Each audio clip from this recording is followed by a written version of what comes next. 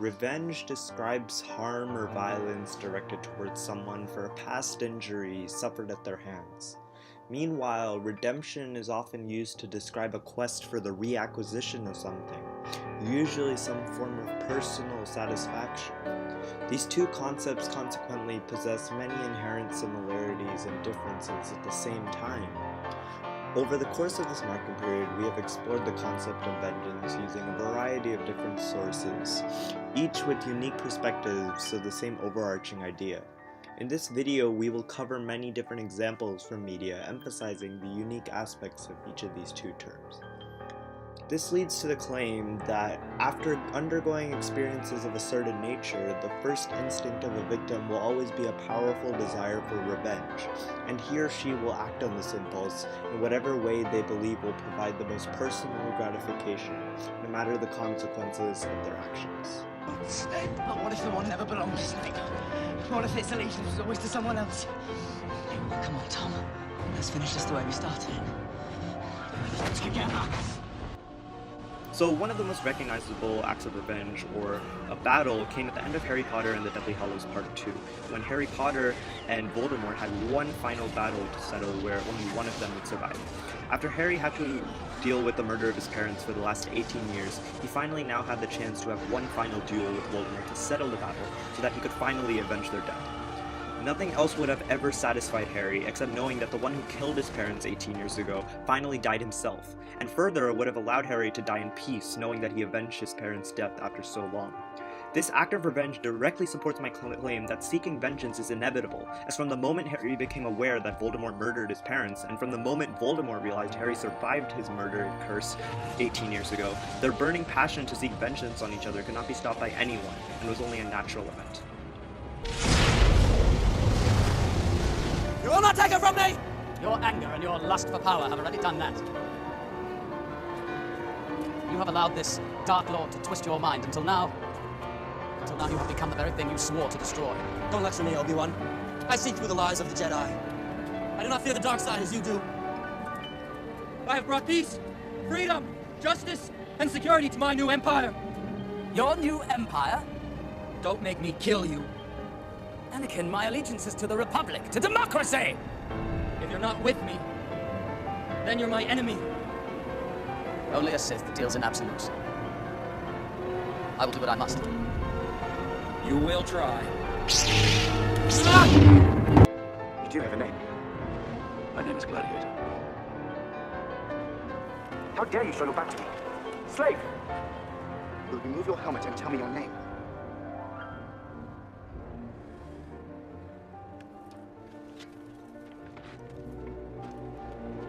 My name is Maximus Decimus Meridius, commander of the armies of the North, general of the Felix Legions, loyal servant to the true Emperor Marcus Aurelius, father to a murdered son, husband to a murdered wife, and I will have my vengeance in this life.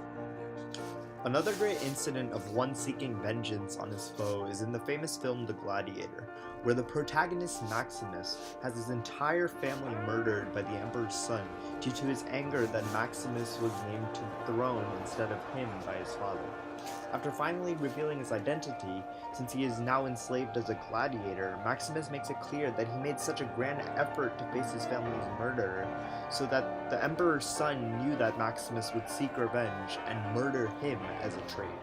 The quote shown below by Shakespeare expands on this idea of the inevitability of seeking vengeance by comparing this idea to something like laughter, a feeling that is so common that no one ever questions its existence.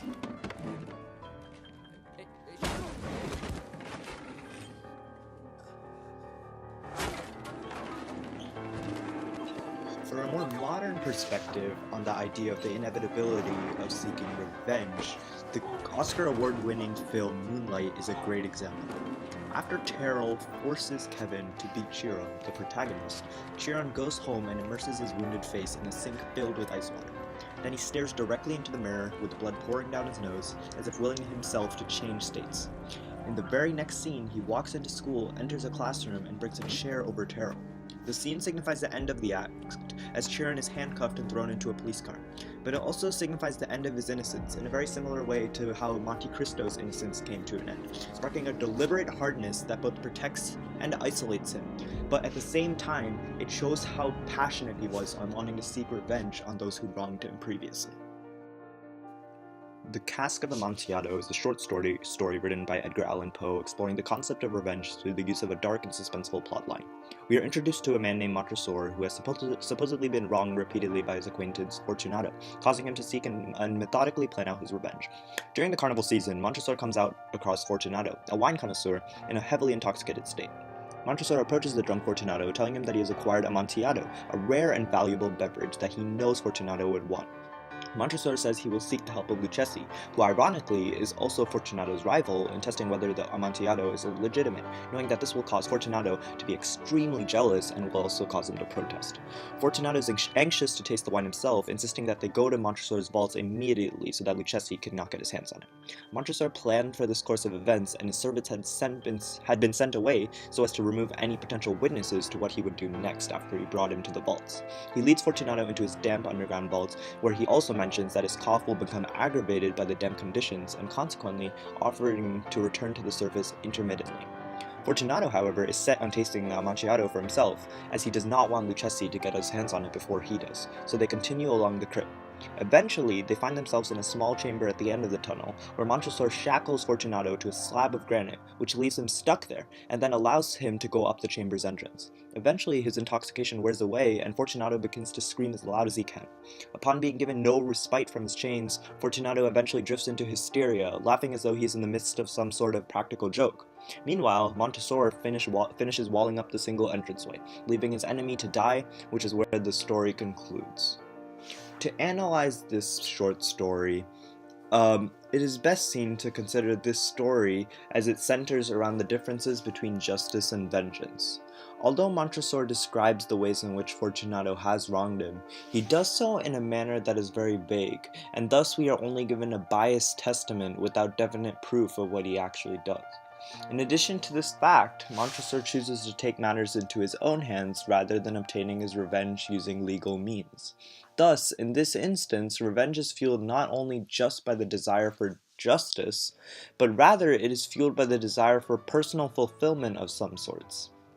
Fortunato's repeated insults make revenge inevitable, as it is nothing more than a typical human action that has the ability to shape other actions, which connects back to the original claim of this presentation of the act of seeking vengeance being inevitable.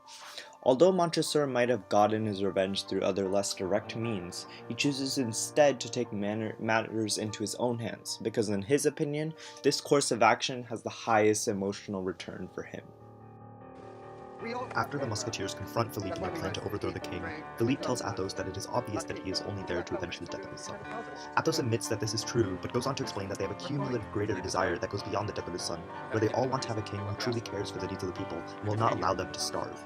Thus, it is clear that Athos' burning intentions to even overthrow a king shows that he has an inevitable desire that is supported by the previous claim, to not only avenge the death of his son, but also the tarnation of his entire country, which makes his drive impenetrable, as it is only natural to want to right one's wrongs. Greater than ourselves. Aramis had his faith, Porthos his lust for life, D'Artagnan his devotion, and I had Raoul. But we all had a common dream, that one day we would finally be able to serve a king worthy of the throne. It is what we dreamt, what we bled for, and what we have spent a lifetime waiting to see. I taught Raoul to believe in that dream, and now my son is dead. So I am here to find out if his life was in vain. And the only one who can answer that question is you.